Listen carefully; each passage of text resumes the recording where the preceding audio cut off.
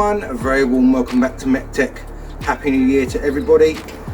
For those of you who have been watching the channel for a while will know what this car is. Now this is, for those of you who don't know, my 2000 Ford Puma. I've owned this car for 18 years now this month. So it's a long-term sufferer of my ownership, if you like. Now, as I say, those of you who have watched the channel for a while would have seen this car. This was actually the second video that I ever did on the channel, which is where I unfortunately had an incident with a tree and we had to repair the front end. Now obviously I haven't repaired all the front end and it's looking really good. Then obviously started looking around the car for other rust and bits and bobs like that, because I knew there was bits here and there. We started repairing the sill on this side and came across horrendous rust all the way down, which meant it needs a new complete sill. Now since that video of me thinking it was the end of the road for this car, it has just sat out here and not really done a lot, as you would have seen from the little montage in the beginning. Now there's a couple of reasons for that. The first reason is I've been too busy doing other things, all the other projects and whatever else. And the second reason is the dreaded ULEZ. Now for those of you who don't live anywhere near London, you probably won't know what that is, but the ULEZ is the ultra low emission zone, and it is a zone around London that started off in the very centre of London and it worked its way out to the north and south circular. I think that was 2 years ago, and earlier this year, I don't know if it was before or after I did the last video on this, there was talk of it being extended out to the Greater London area, which is basically everywhere inside the M25. At which point my heart sunk, because I live about a mile inside the M25. So obviously you can imagine some of my cars are not going to be up to the emissions standard. The Puma being one of them. And obviously this was, up until the crash, this was my daily car. So it was kind of like, what am I going to do now, sort of thing. So yeah, that was the predicament I was in. Do I carry on repairing it? Do I shelve it? Do I just sort of use it for a show car? I didn't really know what to do. I didn't know whether to carry on repairing it or whether to just sell it or what. I didn't really want to sell it because of how long I've owned it for. So I was in a bit of a predicament, and by pure luck I was speaking to a friend of mine in the DeLorean Club, another guy called Dan, not Dan that you've seen on the channel, but another Dan. And I was talking to him about the position I'm in and everything else, and he said to me, why don't you see if you can get it made exempt? And I was like, well, I can't, can I? That's impossible. He said, well no, it's not. He said you need to apply to them to obviously see if you can get it made exempt if the emission standards are good enough. Now he's got a, I think it's a 95 or 96 Lotus Elise, and he actually wrote to Lotus and he got what they call a certificate of conformity. That is what you need to prove the emissions of the car. He wrote to them and he had to pay Lotus to get it, and they sent him this certificate proving the emissions. Now the ULEZ zone is only based on the NOx level on the car, not the CO2. So it's only based on the NOx level, which is obviously, I think it stands for nitrous oxide, don't quite know, I'm not sure on that, but it's not the CO2, I've looked it up, and the limit of the NOx level is 0.08. So as long as your car is below that level, it will pass for the ULEZ zone. Now with diesels, you're pretty much cut and dried.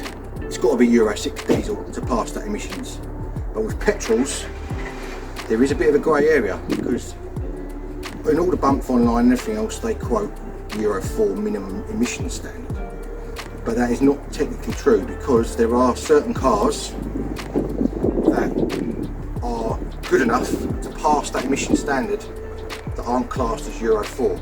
My friend Dan's Lotus being one of them, because he managed to get that Lotus exempt from the ULEZ zone by sending the certificate off to TfL, Transport for London, and they wrote back to him and said, yep, your car's fine, it is good to go with the ULEZ, and you haven't got to pay any money, which obviously saves you £12.50 a day at the time, because I think it's going up to £15 a day, so it's a fair whack of money. So I thought, well okay, I'll give it a try. So I wrote to Fords at Dunton, And I explained what I needed and why, and they said, yeah, sure, we can give you a certificate, no problem at all. It will state all the details of the car, what it was when it was new as far as emissions and all that sort of thing, and that's all you need. And it was free from Ford's as well, which was even better. I didn't have to pay for it. You will see on newer cars, I will show you later on in the video, that the logbook does, or the V5 does show your emission standards, but on earlier cars like this one, it's blank, which is why you need the certificate to obviously send off with the logbook to prove that it's at the level it needs to be at. Now with Ford's, I asked them how far they would go back, and they said they would go back to cars registered or built in 1997. That's as far as they can go back. With other makes and models, obviously, but like my friend's Lotus, it seems like they go back further. So that's obviously something to obviously ask, depending on which manufacturer you're writing to about which car. So what I'm going to do, this video is going to be a little bit different. We're not actually going to be doing any work as such, but I want to show you exactly what you need to get, who you need to send it to, and if anyone has got a car like this one, which I have now made exempt from the ULEZ zone, you may be in luck in making one of your cars that's on a borderline like this one exempt from the charge. So let's go in the warm and I'll show you exactly what you need. Right, now we're inside in the warm. Got my nice little MEC-TEC sign now. I'll tell you a bit more about that in a minute. I've got laid out here the four things actually. I've got the logbook for the Puma, the certificate of conformity, the acceptance letter from ULEZ to say that it's exempt, and I've also got the cab logbook just to show you obviously the differences where the figures are shown in comparison to the old logbook where it's just blank. So let me grab the camera. Obviously the certificate of conformity will vary depending on which car, make and model you've got. The rest of it should be pretty much the same. And you'll either get a letter back. I mean, obviously, if you get the certificate of conformity back and it's above that 0.08 level, then you're probably not going to bother applying because it's already above that level of the standard. So, but if it is below that, then obviously it's well worth sending it off to ULEZ and see what they say. You'll either get a letter back saying it is conforming and it's exempt, or you'll get a letter back saying but hopefully you'll get a letter back saying it's conforming. So let me grab the camera. I'll just show you in a bit more detail what these documents show, and hopefully it'll help some of you out that have got cars that are on the borderline. Now there's no guarantee of this, obviously. I'm not saying it's a foregone conclusion, so please don't read anything into that. Even with the Puma, this is stupid, right? The Puma from 99 to 2000 will pass the emissions standard. The Puma from 2001 to 2002, which was the last 2 years they made it, which was the Thunder, and I think that was the main version they did, and there was obviously the normal ones that weren't Thunders as well. They changed the programming on the ECU on the car, which meant that the emissions NOx level went up slightly to 0.083, I think it was. So it was 0.003 above the standard. So it meant that the later Pumas, for whatever reason, will not pass, which is absolutely ridiculous because you think being newer, it would be all right. But that isn't the case, unfortunately, with the Pumas. So it is on a car by car basis. There's no, if that car's passed, then my one definitely will, sort of thing. It has to be done on a car by car basis. So I'm not guaranteeing you're going to get it passed. But having said that, it is obviously worth trying if you can. So let me grab the camera and I'll show you all these bits and bobs, what they look like, and then hopefully it might help a few people out. Right, as you can see, this is the Puma logbook. It says yellow undercolour, and you can see on the CO, hydrocarbons and NOx, there are no figures at all.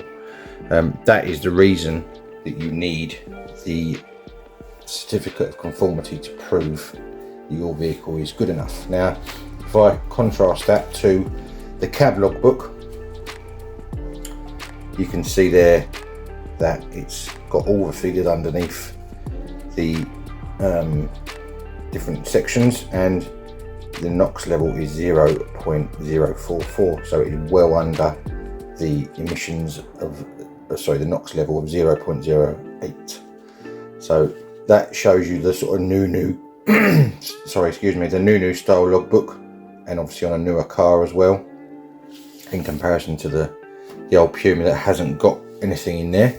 And that is why you need this, and this is the certificate of conformity.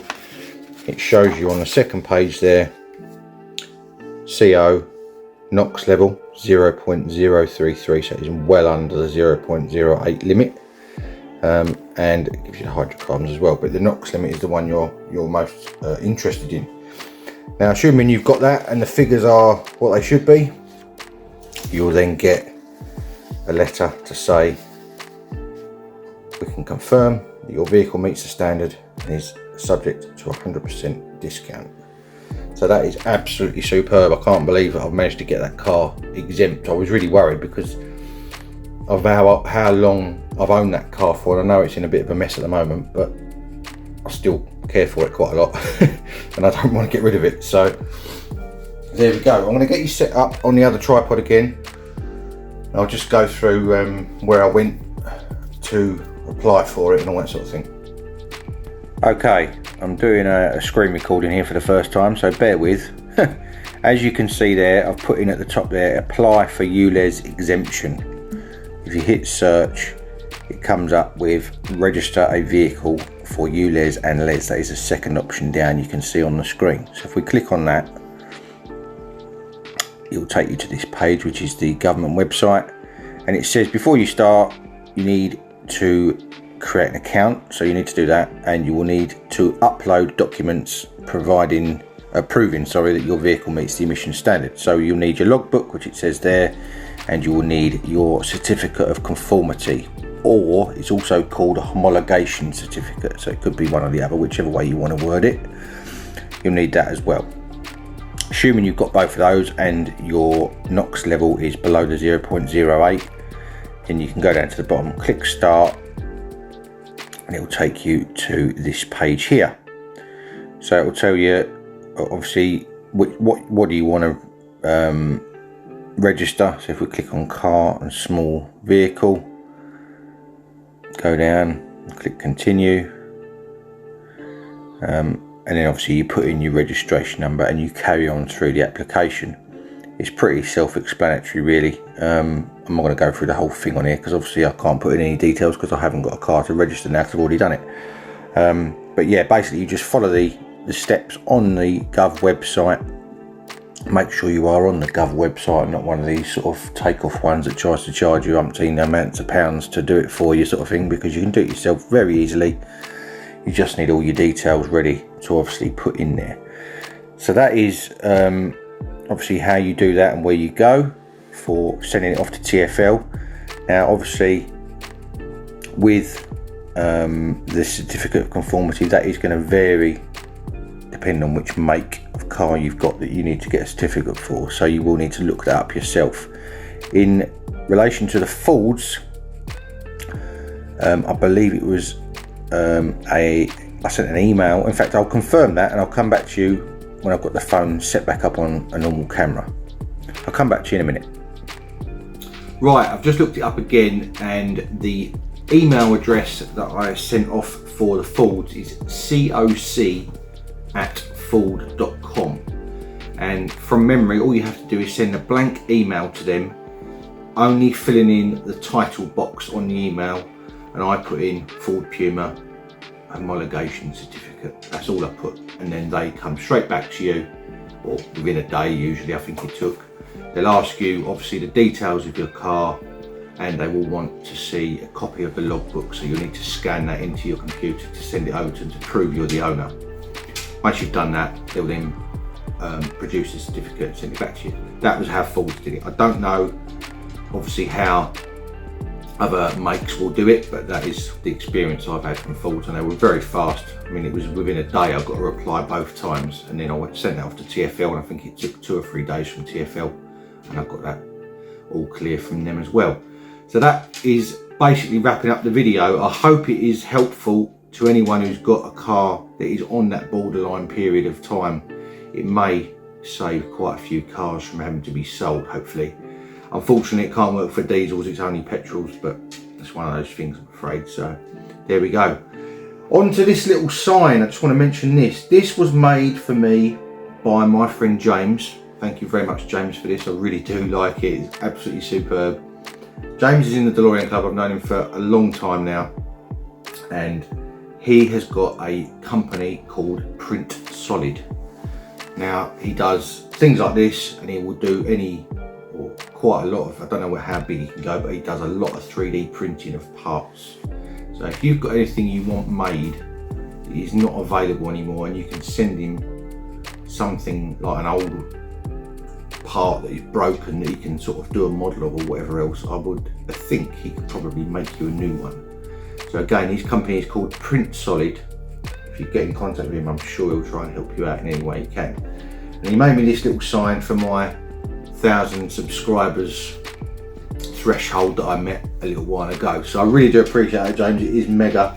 Obviously, it's got MEC-TEC on it, it's got the 3-wheel van on it, and it's even got Mike and Jem written in the windscreen, which is obviously me and Mrs. MEC-TEC. So that is absolutely superb. I really do like that.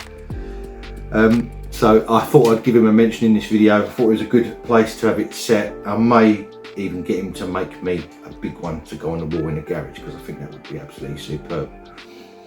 Anyway, I'm waffling on.